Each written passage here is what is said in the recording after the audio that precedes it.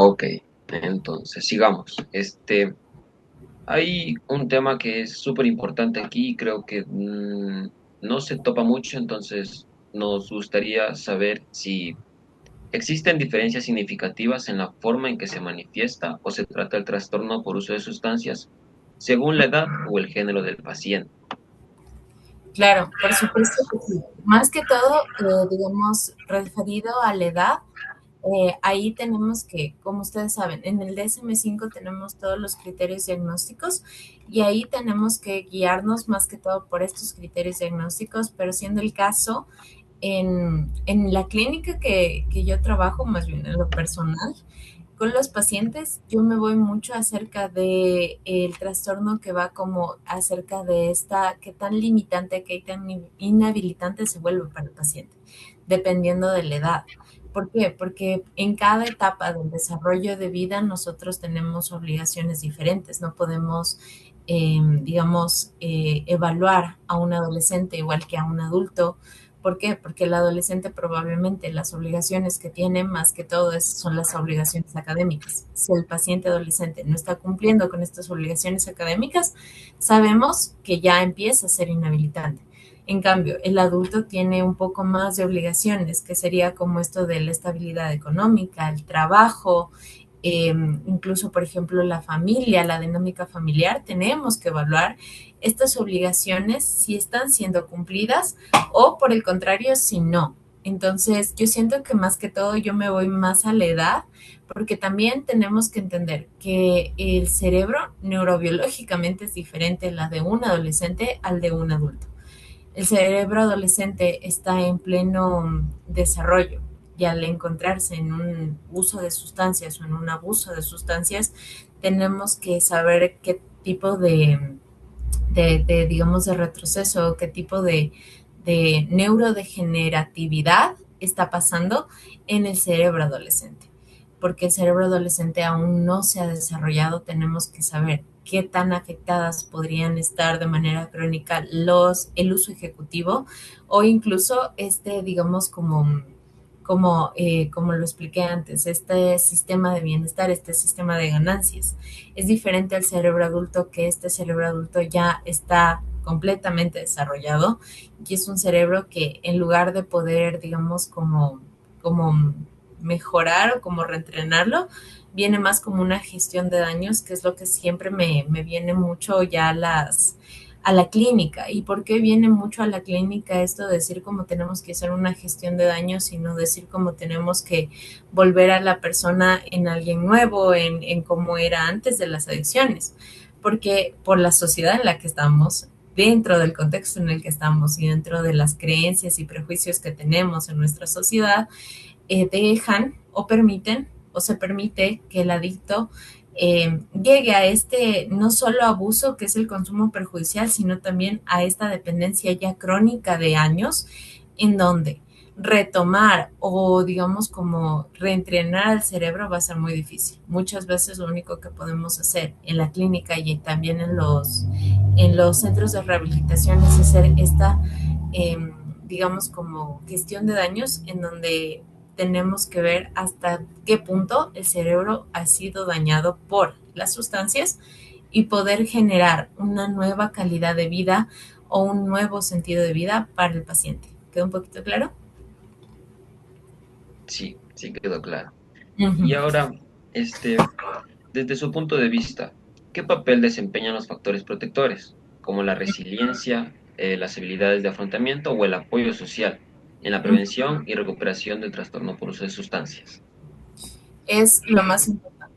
Lo más importante, ¿por qué? Porque muchas veces, otra vez, dentro de la clínica, cuando viene un paciente con, digamos, con una muy buena red de apoyo, que puede ser no solo la familiar, sino también de amistades, es más fácil que el paciente se recupere. Es más fácil que el paciente entre en un centro de rehabilitación que está avalado por el Access y por todos los entes de salud, bueno, muy hoy en día, incluso eh, desde hace mucho tiempo, hay centros de rehabilitación que son clandestinos, que no tienen estos avales de salud, que no están avalados por el Access, que no están avalados y que simplemente existen Y muchas veces los pacientes caen ahí porque no hay un buen entorno familiar, no hay una buena red de apoyo que quiera el bienestar del paciente, no porque deliberadamente busque hacerle daño, sino porque lo que ellos quieren es librarse del malestar que está causando el paciente. Entonces buscan el primer centro de rehabilitación que esté disponible, que esté cerca,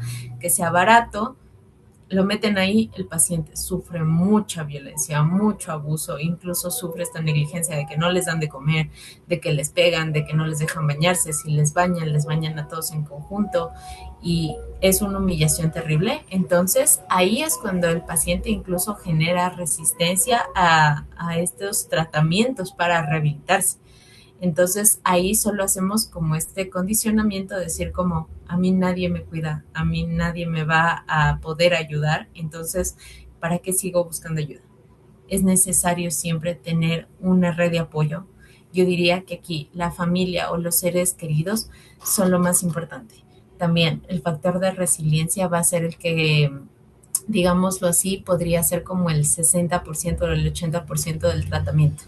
Si la persona está dispuesta a cambiar, a pesar de ya haber tenido como esto del uso de sustancias que alteró completamente su cerebro, pero que aún así es consciente de la enfermedad, que eso también es súper importante, mientras sea consciente de la enfermedad y no esté en este proceso de negación, en este proceso de decir como, no, es que yo lo controlo, yo controlo a mi adicción, no mi adicción me controla a mí, que es algo que también encontramos bastante en la clínica.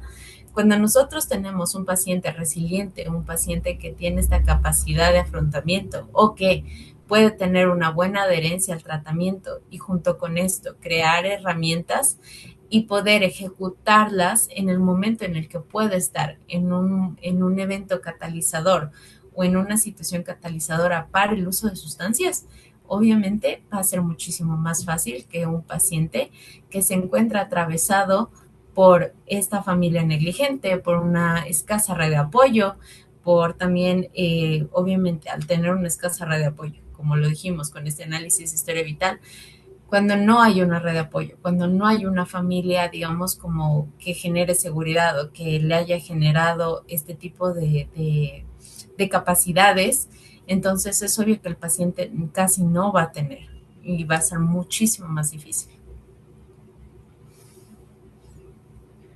Hoy en día el contexto ecuatoriano nos habla, más que nos habla, nos muestra la normalización por el uso de sustancias, no solo el alcohol, sino el tabaco, el uso de otras drogas, el cannabis, la cocaína, la marihuana.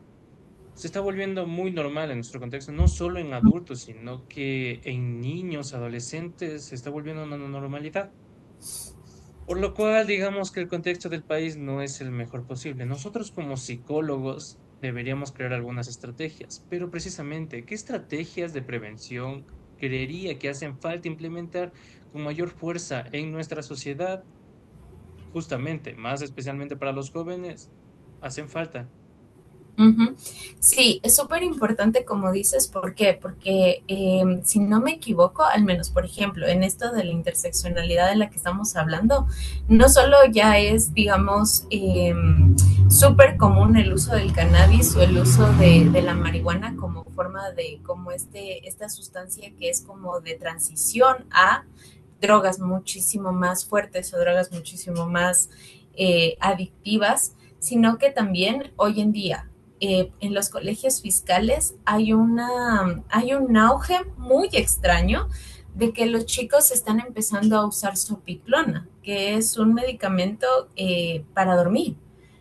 No, ¿cómo consiguen la sopiclona? Porque la sopiclona es bajo receta médica.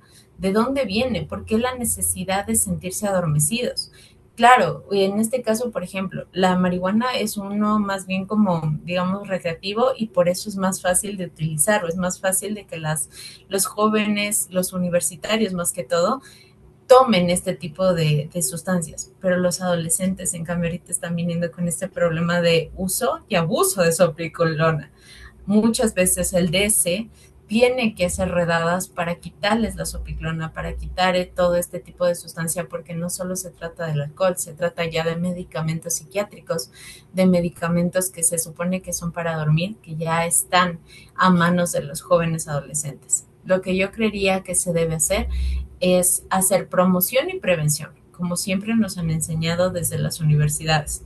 Promoción de la salud mental, promoción del cuidado, prevención y ¿cómo sería? Prevención y también la gestión de daños. La gestión de daños también es súper importante porque muchas veces, en este caso, referido a la universidad, hay estudios y también ustedes como estudiantes universitarios, no solo ustedes dos, sino todo el curso, debe conocer al menos a una persona que ha utilizado marihuana, al menos una persona que ha consumido marihuana. ¿Por qué? Porque es fácil, porque la normalizamos tanto y dicen que es como algo recreativo, como el alcohol, pero al contrario, es una droga de transición, es una droga puente, como se le llama, para poder recaer en drogas muchísimo más adictivas y que son mucho más difíciles de salir. Y como digo, hay que hacer promoción, hay que hacer charlas, hay que también trabajar al menos con los adolescentes desde este uso de redes sociales que a ellos les encanta, por ejemplo, el TikTok, les encanta utilizar como estos reels de Instagram, les encanta utilizar estas nuevas tecnologías y tenemos que aprender a utilizarlas, tenemos que aprender a utilizar el lenguaje que utilizan los adolescentes para poder llegar a ellos y también no hacer esta promoción y prevención de la salud o prevención de adicciones como desde una manera muy formal, que es algo en lo que siempre caemos en las universidades o que siempre caemos desde la clínica, que es como sentarnos aquí y decir como las adicciones son malas porque las adicciones causan esto. No, a veces tenemos que hacerlo más digerible, porque también tenemos que entender por la interseccionalidad que muchos pacientes o muchos jóvenes que están usando ya drogas o que están tomando sustancias no van a entender. ¿Por qué? Porque nosotros a veces nos cerramos mucho en el lenguaje médico. Una persona, digamos, que no ha pasado más allá del colegio, no va a entender qué es el síndrome de abstinencia, no va a entender qué es el craving, no va a entender cómo funciona esto si no se lo explicamos bajo un lenguaje muchísimo más digerible y muchísimo más fácil de entender. Lo mismo con los adolescentes.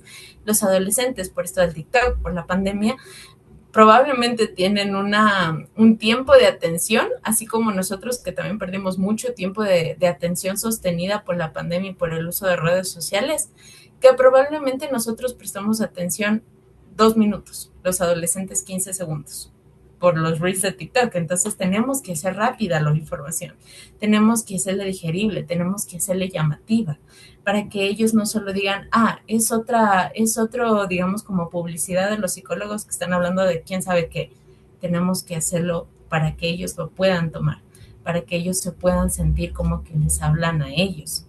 Eso es algo que yo haría o cambiaría y que he cambiado bastante con respecto a la promoción y prevención, incluso en la propia clínica. Al trabajar con adolescentes que usan sustancias o al trabajar con adolescentes por sí mismos, tengo que aprender sus lenguajes, tengo que aprender qué es lo que les gusta hoy en día, tengo que aprender qué es lo que ellos consumen hoy en día, no solo en sustancias, en su vida diaria. Listo. A lo largo de esta entrevista hemos visto primero los conceptos de qué significa Ujú. este trastorno, todo lo que lleva en cuestión de lo social, en cuestión de lo biológico y por último hemos visto su experiencia previa con este tipo de sustancias. En lo general, para mí ha sido muy interesante. Me gusta mucho hablar sobre temas de trastornos. Y, y no solo para mí, sino para los demás estudiantes, no, bueno, justamente no para mí, no también solo para mi compañero, no solo para mis compañeros de curso, sino en sí para cualquier persona que está cursando psicología o que quiere estudiar psicología. ¿Qué consejo le daría a estas personas y futuros profesionales que están interesados en especializarse en esta área, en el de las adicciones? Bueno, más que todo mi consejo para ustedes, para Steven y Jean-Pierre y para sus compañeros que van a ver el video, Si ustedes desean especializarse no solo en adicciones, en cualquier tipo de rama o en cualquier tipo digamos, de población, es súper importante seguir estudiando. No nos quedemos lastimosamente con lo que nos enseñan aquí los profes, con todo respeto al profe o a la profe, sino que tenemos que mantenernos estudiando. Nosotros como profesionales de la salud, como cuerpo de salud, tenemos que mantenernos actualizados siempre, siempre, siempre, siempre. ¿Por qué? Porque si no nos actualizamos nos vamos a quedar con aquello que servía en el siglo anterior, en el siglo pasado, con las problemáticas, con el tipo de mentalidad de hace un siglo. Tenemos que cambiar, tenemos que ser innovadores, tenemos que ser creativos, no tenemos que tener miedo al cambio. Y también muchos de nosotros, muchos de los futuros profesionales van a pensar que tal vez la especialización a la que van a elegir no tiene una salida laboral. No pensamos así.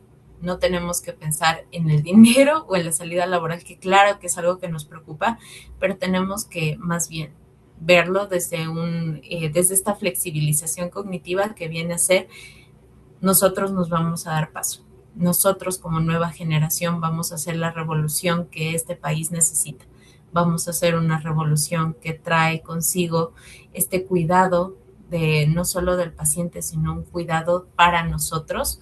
Y en esta revolución tenemos que darnos paso. Si nosotros les creemos a los demás y decimos, y si ellos nos dicen, tú no vas a poder o tú no te vas a abrir paso en lo laboral porque ya hay un montón de psicólogos para adicciones, hay un montón de psicólogos para educativo, para sustancias, para adolescentes, para XY, no, al contrario, todos nosotros nos vamos a hacer paso. Yo más que todo les quiero decir, sigan estudiando, actualícense siempre y no se olviden de ser humanos. No se olviden del trato humano. Muchos de nosotros, no solo los psicólogos, sino todo el personal de salud, yo sé que nosotros como humanos, al escuchar tanto dolor, llega un momento en el que nos podemos bloquear. No hagamos eso, busquemos ayuda. Nosotros también tenemos una red de apoyo y en estas redes de apoyo podemos encontrar a los amigos, a la familia, a incluso a sus profes, también a bienestar estudiantil, dado el caso de que lo tengan, porque no podemos permitir que digamos, esta carrera tan bonita que se trata de ser humano, del trato humano hacia el paciente, de que el dolor del paciente no sea absorbido por nosotros, pero que sí nos preocupe como si fuera nuestro dolor para poder llegar a sanar, para poder llegar a ser un apoyo, para poder llegar a ser este faro dentro de la neblina que el paciente trae. Tenemos que ser humanos. No podemos ser indolentes ante la situación que está viviendo el paciente. No podemos verle como un número más, no podemos verle como un trastorno más. Veámoslo como es una persona que está sufriendo. Entonces, esos serían mis consejos. Ser humano, mantenerse actualizados y pedir ayuda siempre, siempre, siempre. Como ustedes saben, o sea, si también no solo ustedes, sino sus compañeros, ya saben cómo me llamo, si necesitan ayuda, si necesitan algún consejo, tal vez, no sé, hablar simplemente, busquen mi nombre, imagino que les debe salir. Si no, ahí me piden el número, yo se los paso y seguimos. Pero yo quiero que esta generación de psicólogos que vienen con ustedes y conmigo sea la mejor, seamos una revolución. Listo, con toda la información dada, damos por terminada la entrevista. De hecho, muchas gracias a usted de nuevo por darnos estos minutos para esta entrevista. Y bueno, como palabras finales de mi parte, gracias por esto. En sí es muy chévere hablar sobre estos temas, es muy interesante más profundizar, no porque no estamos hablando simplemente del contexto mundial o de lo que leemos, sino también estamos profundizando en el contexto de nuestro país, porque es la realidad que nosotros vivimos. Uh -huh. Y por último, algunas palabras que quiera decir mi compañero para terminar esto. Sí, más que todo agradecerle a usted, Doc, por su tiempo, por la información que nos dio, por apoyarnos, porque eh, como usted fue estudiante, nosotros igual estamos estudiando, entonces es muy importante para nosotros que alguien que ya ha pasado por eso como que nos guíe. Entonces, es muy, muy chévere. Muchas gracias. Gracias a ustedes. Ha sido un placer tener esta entrevista con ustedes. Se ve que van por muy buen camino yo sé que el curso también, entonces sigan adelante. Gracias. Gracias.